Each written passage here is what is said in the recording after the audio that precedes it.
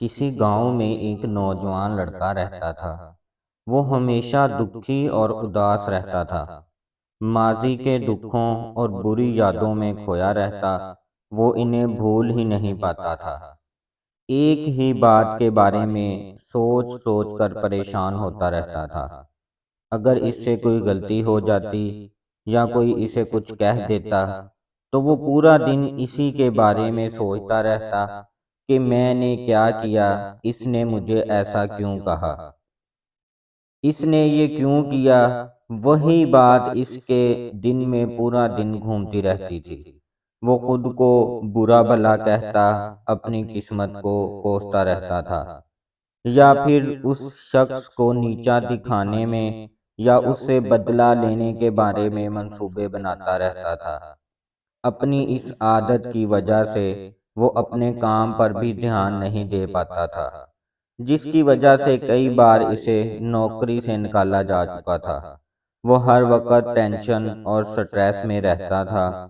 इसकी ये हालत देखकर एक दिन इसके दोस्त ने इसे मशवरा दिया कि साथ वाले गांव में एक बाबा जी रहते हैं जो बड़े ही समझदार हैं।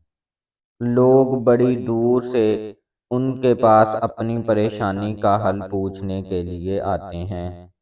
तुम भी इनके पास जाओ और अपनी प्रॉब्लम्स का इनको बताओ। वो तुम्हें कोई ना कोई हल जरूर बताएंगे। वो लड़का बाबा जी के पास जाता है और अपनी सारी प्रॉब्लम्स इन्हें बताता है कि कैसे वो एक ही बात को, एक ही प्रॉब्लम को लेकर परेशान रहता है और पूरा पूरा दिन इसी के बारे सोचता रहता है। वो माजी के दुखों और परेशानियों को भूल नहीं पाता है। इसे समझ नहीं आती है कि वो क्या करे। लड़के की बात सुनने के बाद बाबा जी उठते हैं और बगैर कुछ कहे अंदर अपने कमरे में चले जाते हैं। अब लड़का हैरत से इन्हें जाते देखता है और सोचता है कि पता नहीं मुझसे क्या गलती हुई है कि बाबा जी मुझे जवाब दिए बगैर ही उठकर अंदर चले गए हैं। लड़के को थोड़ा अजीब लगता है, लेकिन वो वहीं बैठा रहता है कि अब आया हूँ तो जवाब लेकर ही जाऊंगा। थोड़ी देर के बाद बाबा जी वापस आ गए। उनके हाथ में पानी से भरा हुआ एक गिलास था। बाबा जी करीब आकर अपनी जगह पर बैठने की बजाय खड़े हो गए, तो लड़का भी उठकर इनके साथ एहतरामन खड़ा हो गया। बाबा जी ने पानी के गिलास को हवा में बुलंद किया और लड़के से पूछा कि बताओ कि इस गिलास का वजन कितना है। लड़के ने एक नज़र गिलास की तरफ देखा और बोला, मैं बिल्कुल दुरुस्त तो नहीं बता सकता, लेकिन इसका वजन बहुत ही कम और मामूली सा है। अगर मैं इस गिलास को थोड़ी देर, 1 मिनट तक ऐसे ही पकड़े रखूं तो क्या होगा, बाबा जी ने कहा। लड़के ने हैरत से बाबा जी को देखा। क्या होना है, कुछ भी नहीं होगा। अच्छा, अगर मैं इस गिलास को 1 घंटे तक ऐसे ही उठाकर रखूंगा तो क्या होगा, बाबा जी ने लड़के से पूछा। अब लड़का थोड़ी सोच में पड़ गया। आपका बाजू थक जाएगा, आपकी उंगलियां और हाथ दर्द करने लगेगा, लड़के ने बाबा जी को जवाब दिया। अच्छा, तो अगर मैं इस गिलास को ऐसे ही पूरा दिन उठाकर रखूंगा तो क्या होगा, बाबा जी ने लड़के से पूछा। आपके बाजू में शदीद दर्द होने लगेगा, हो सकता है आपका बाजू अकड़ जाए या सुन्न हो जाए, लड़के ने जवाब दिया। बाबा जी, लेकिन इस दौरान गिलास का वजन तो पहले जितना ही है, वो तो नहीं बढ़ा।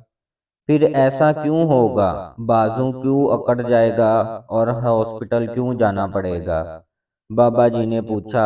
लड़का कुछ देर सोचता रहा, ज्यादा देर तक पकड़े रखने की वजह से, लड़के ने जवाब दिया।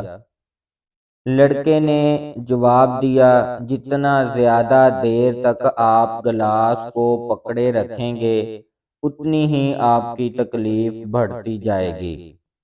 तो फिर हम इस तकलीफ से कैसे बच सकते हैं, या इस दर्द से छुटकारा पाने के लिए हमें क्या करना होगा? बाबा जी ने लड़के से पूछा। लड़का, बड़ा सिंपल है, गिलास को नीचे रख दें, लड़के ने जवाब दिया। बाबा जी मुस्कुराए और कहा, बिल्कुल ठीक बताया तुमने।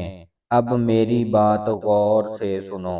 जिंदगी की परेशानियां भी पानी के इस गिलास की तरह होती हैं।